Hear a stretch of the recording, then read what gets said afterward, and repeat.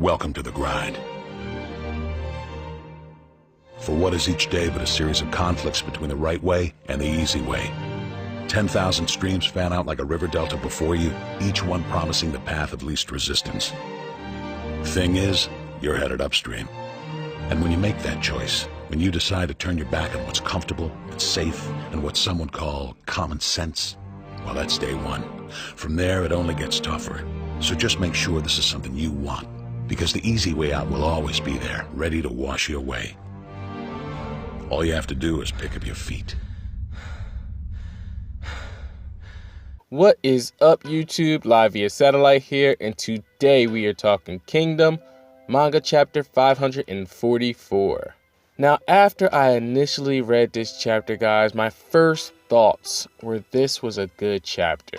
I mean, I didn't see anything wrong with it. I thought it was kind of like a setup chapter / transitional chapter. And I think the reason I thought this initially was because the chapter ended so hyped last week. So to come back this week, to all the rookies being so shook, I think that kind of throws you off initially.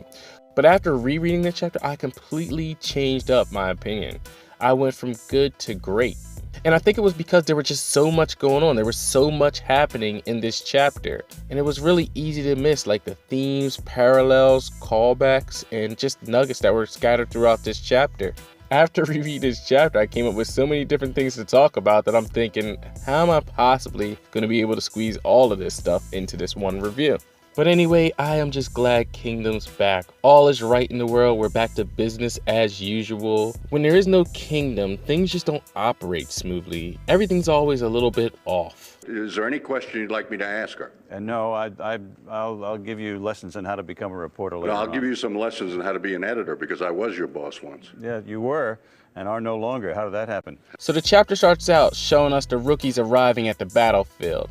And they're all pretty much freaking out and nervous because even though this is their second battle, this is actually their first time seeing a battlefield, because Retsubi was more of a siege, and it's even brought up that the pressure is totally different in comparison. And I was really glad to see this. It made a whole lot of sense because once upon a time, Shin, along with a handful of current members, were going through the exact same thing on the Dakan Plains. And then we see that the Hi Shin unit's getting closer and closer to the battlefield, and some of the soldiers are wondering if they intend to go in just like that.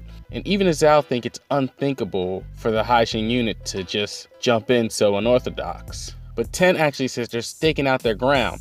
And this was a pretty good move by Ten because them not knowing what the Hi Shin unit was up to forced the Zhao armies to disengage. And with this brief stoppage in the fighting, it allowed for the Akko army to also fall back and switch out formations, where Akko was able to rearrange his men and didn't actually take to the front lines himself. And Ten was actually able to use this time as well to properly fan out and assume formations. And Ten definitely deserves props here because this was clearly her goal.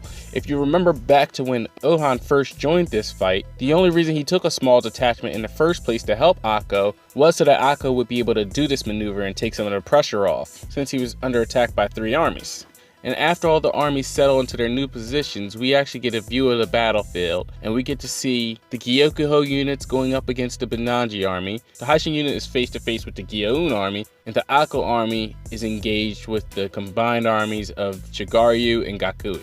Then we get Ohan and Shin crossing paths, and Ohan says they're heading back to their own HQ. But Shin takes this opportunity to take one more little shot at Ohan, saying, "You're not even gonna say one word of thanks?" And looking at Ohan's face, he has a lot of words running through his head, and thanks doesn't appear to be one of them. Let me whisper something very important here. Very important. Fuck off. But instead of getting into the usual banter, Ohan keeps it strictly business and lets Shin know that he had best be on guard and that he shouldn't be taking the Gyoun army lightly. But Shin says he didn't need him to tell him that, but he'll keep his warning in mind. But also for Ohan to not die in any lame deaths like a stray arrow or something. It's Shin's way of saying take care of yourself without actually having to say the words. But Shin might as well have been talking to a wall because Ohan paid him no attention at all. Then we get Gyoun eyeing up the Hi Shin unit, and it appears he notices something and he calls for one of his commanders, Shinriku.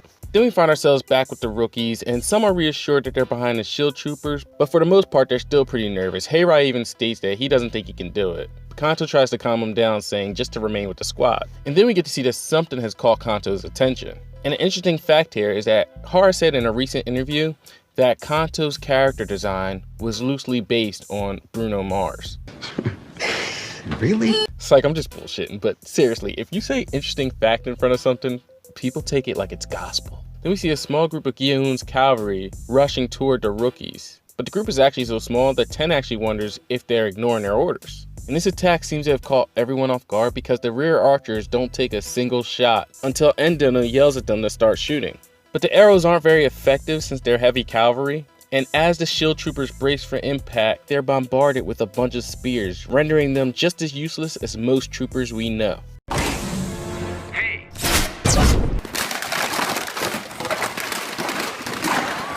And with that, Gyeon's cavalry breaks through the front lines. And here we actually get to see that this is no accident. Gyeon actually picked out this spot to attack when he was surveying the Hi Shin unit. He was actually able to see these guys trembling from a distance, which is pretty amazing that out of 8,000 soldiers, he was actually able to find the weakest link. I mean, it's just really impressive. If the rookie's fear was just a single drop of blood, then Gyeon would be a shark able to detect that blood from miles away. Then we get to see that the rookies are getting handled. I mean, Kanto's in the middle of a conversation with someone who's just been decapitated. You see that the squads are starting to break down, and Kanto actually manages to block an attack, but still finds himself on the ground and catching a hoof to the chest. And this looked really severe. I didn't think Kanto was gonna die, but just seeing him spit up all this blood and spurting out blood, I was wondering if he'd be too injured to continue fighting. Kanto's not the only one in bad shape. Everyone around him seems to be going down as well.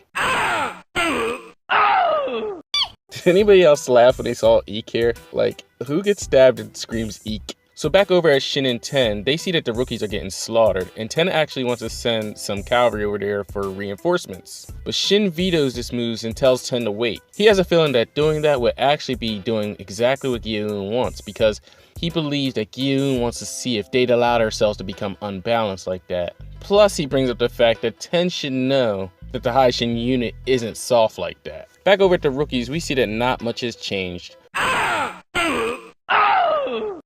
But we do get to see that Kanto is still actually alive.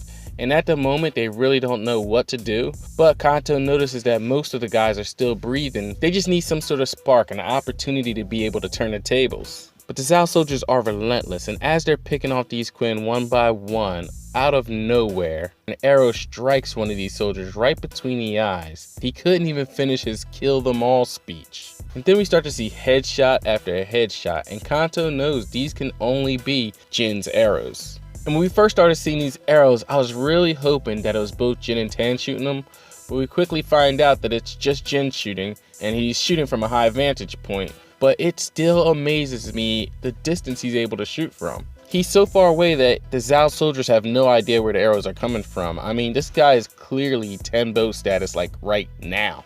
And this was a really good moment for Jin because it not only showcases skills, but it also showcases ability to be able to make decisions on the fly. Because as Tan lets us know, Ten wanted the Archer brothers to keep their heads low because being high level archers, if they exposed themselves at any point, they'd be in great danger. And she only wanted them to put themselves in that position if it was a very critical situation. And not only was Jin able to work independent of any orders, he was actually able to get his brother to lend some assistance by at least shooting the horses that the soldiers were riding, since he was still a bit shaky about shooting actual people. Back over at Kanto, he realizes that this is the opening that they've been waiting for, and he yells for everyone to get back on their feet, letting them know that if they can't get it together after the support they just got from the Archer brothers, then they might as well just drop out of the Hi Shin unit right now and go back to farming. Then he calls them all useless sacks of shit. And that just sounded so like Shin, and even though he's just killing some random fodder on the ground, it was more about his ability to help motivate the other rookies and get them back in the game. But not only did he have the ability to boost these guys' morale back up and help them to remember that they're part of the Hi Shin unit, he was actually able to bring some strategy into the mix as well. Not only were they able to reform squads, but they were performing battle of a go as if the great Taku-san himself were there instructing, surrounding one enemy, taking them out, and then quickly reforming squads to set their sights on the next target. Kanto taking charge was so effective that the Zhao cavalry had no choice but to fall back and return to their ranks. But unfortunately for them, they were already surrounded by Sugen and his men, leaving them absolutely nowhere to retreat to. And as infantry commander, Sugen has no intentions of allowing them to leave in one piece. Back over at Shin and Ten, they see that the situation is now under control and that the newbies were able to handle the situation themselves. And Ten even states that as long as they can become accustomed to the battlefield, there's no telling how strong they'll become. Then we get the entire Gyoun army starting to move forward, and Shin states that this is because Gyoun has realized that those little tricks won't work on them. But Ten cautions Shin to be careful because Ousen also warned that Gyoun was once one of the core pillars of the previous 3 great heavens. And Shin acknowledges that this hero of the past is strong, but that he will also defeat him and become the hero of the present. Then Ten says this war will go down in history and people will talk about it for years to come, and that it's time for Shin to go carve his name in history. And Shin just smiles and says, "Leave it to me, Ten." And that was the chapter in a nutshell, guys. And like I said before at the beginning, guys, this was an excellent chapter of Kingdom. And to me, the underlying theme in this chapter seemed to be growth. And for 3 characters in particular, Kanto, Shin, and Jin. And starting with Kanto, way back when the Hi Shin unit was doing their recruiting, him along with the Archer brothers seemed to actually stick out.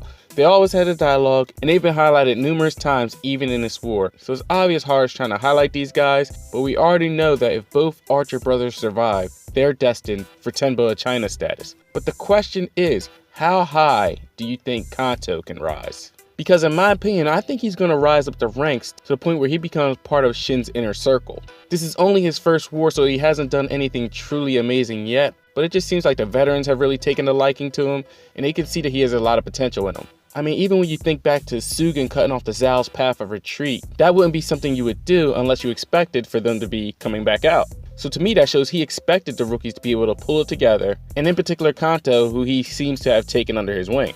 Moving over to the Archer brothers, it seems obvious to me that something drastic is going to happen in this situation. Something that's going to have to force Tan to actually start being able to produce on the battlefield. And I don't want to say it would be like a death to Jin, because Jin just seems like the more popular character right now. So if anything were to happen, I could see Jin getting severely injured to the point where it looks like he may die, but you know, it's one of them things where he doesn't, and that would give Tan motivation to step up and do his job. But another interesting thing to think about is now that Jin has exposed himself twice on the battlefield, once in Retsubi and now here in this battle, will this information force Riboku to bring out Seikon, who is one of the top 3 in the Tenbos of China, to help deal with Jin and Tan? But of course, the character who shocked us all with some growth this chapter was none other than Shin himself. It was great to see Shin actually use his instincts and be able to see through what Gyoun was trying to do, but unfortunately it came at the expense of making Ten look like she was clueless. But I'm not going to make a big deal out of it. You know Ten's going to have her moments in this war. Right now this is Shin's time to shine, so it's definitely nice to see some more development in his instinctual abilities. But what I really found interesting was, even though it looks like Gyoun was testing them, in my mind I'm thinking that Shin was also testing out the rookies to see if they could overcome adversity. You know, it's their first war. We've done all the practice, we've done all the drills, we've been training.